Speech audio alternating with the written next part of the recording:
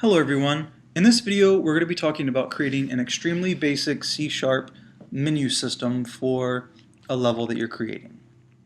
So first up we're going to be using C# and Unity 4.3, and we're going to be showing you only one method of how to do this, even though there are plenty. One method that people like to do is they like to have all of their menu elements inside the level already, and they can just move those in front of the camera when they need them and then move them out of the way. Sometimes that's a good thing to do, sometimes it's not. It really just depends on your style of making games. In this example, we're going to do it in a completely different system. So you can see we have level 1 here, and in my scene file for level 1, I just have my player, something to walk on, and a skybox. So when I push play, I walk around and I can see what I'm doing. Again, what we're going to be doing is we're going to have the menu in a completely different scene. So when I go over to my start menu here, I'm going to double click and open it, and you can see there's nothing there but a camera. So the level 1 scene I named level 1, and the other scene for the start menu system I named start menu. On this camera we just have one little script that is going to control the menu, and then we have a texture that's going to be the background of our start menu. So let's push play and watch what happens. You can see here that when the game loads, I've got my background screen and I've got a big play button. So I'm going to hit play, which is going to load level 1, and then I can walk around and play my game. Okay, so let's see how we did this. In the code, the first thing we did is we basically just created an open editor slot. So we wanted to create a public slot in the editor, which is going to be right over here where it says texture. We are telling Unity that we are looking for a texture, and we're just going to call it mTexture. Okay, just to make it easy on ourselves here.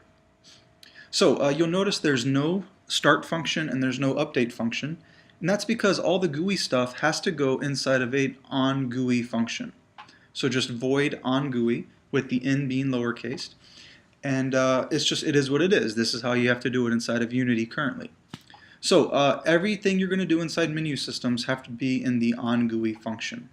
You don't have to update or do a start function or anything like that. So the first thing we're going to do is we're going to access something called the GUI.drawTexture function. And what it does is you're going to create, using the GUI.drawTexture function, you're going to create a new rectangle. And inside that rectangle, you're going to specify the X location, Y location, X scale, Y scale, and then the texture that you want to put inside that box, inside that rectangle. So this is where we're going to put our texture. So we would create this public slot here. We would drop our texture into it. Okay, this texture here goes there. And then what we would do is we'd say, okay, GUI, inside the onGUI function, let's draw a texture. We want it to be a new rectangle starting at X equals 0, Y equals 0. However, we're going to want our texture to always be the width of the screen, so it's screen.width. And we always want the height to be screen.height. That way it always fills the screen of no matter what mobile phone device or TV or whatever we're using. We're going to tell you which texture to use. Use this texture, which again is the texture that's in that slot. And we're going to give it a specific scale mode. We want the scale mode to be scale to fit. So no matter what you're doing, it's scaling to fit. So let's take a look at this. First off, I'm going to change my background to a different color so that the texture, this black texture here, really stands out. You'll notice the texture is a rectangle, not a square. Inside of most game engines, you want to use a square in a power of 2 so that it can be stretched and tiled appropriately. In this case, I just grabbed a rectangle just to show you the difference. So you can see when we first played the game, it looked great. But now that the background color has changed, it doesn't look that good.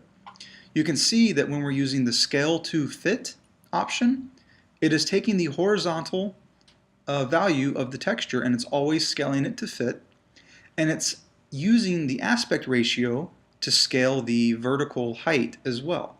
But it's not filling in or scaling to fit the vertical height. Okay, that's because it's doing the maximum. However, if we were to go to the Unity script references and look up GUI draw texture, you'll see that in the scale mode we could do stretch to fill. Stretch to fill. So let's take a look. Let's swap that out and see what happens. Kind of makes sense. It's going to stretch to fill the screen, right? So let's reset this. Okay, so you can see here that there's no more red. The texture is actually stretching both ways to fill the screen. So either one of those can be used for good reason. It just depends on when, where, and how you want to use those.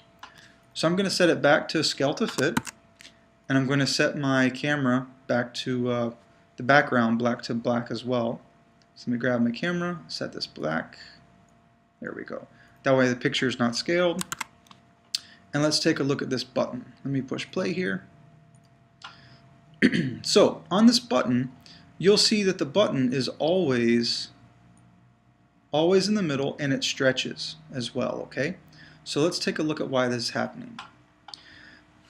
So just like the GUI draw texture, we have a GUI draw the button, just GUI.button. You'll also notice it's wrapped inside of an if statement. Well, Unity knows, it's automatic in Unity, that if you create a GUI button and you wrap it inside an if statement, it already knows to give it the mouse over, the hover, and all this other stuff to make it work. Okay, so that's a good little short way of doing a button that has an if statement attached to it.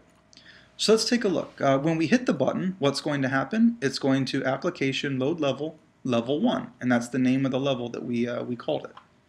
So this GUI button, again, it's a rectangle, and again the X location, where are we putting it? We're putting it at screen width divided by 4. Now normally you would want to put something screen width divided by 2 to have it centered. So why are we doing it by 4?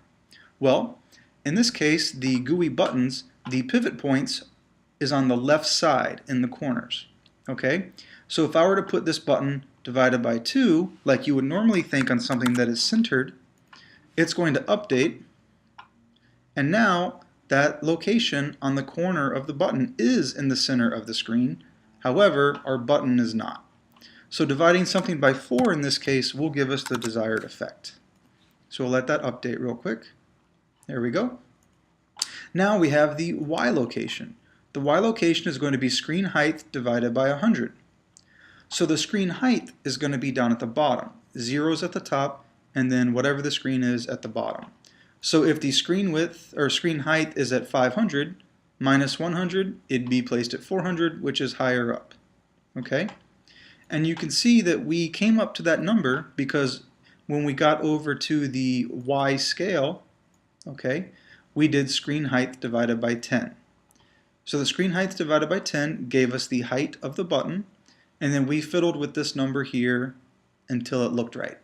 So we could have done minus 101, minus 98, whatever it was, but minus 100 looked and felt right to this menu system, so that's what we did. So we did want the button to be half the width of the screen, so when it came to the X scale, we just did screen width divided by 2. Okay, and that's how it works.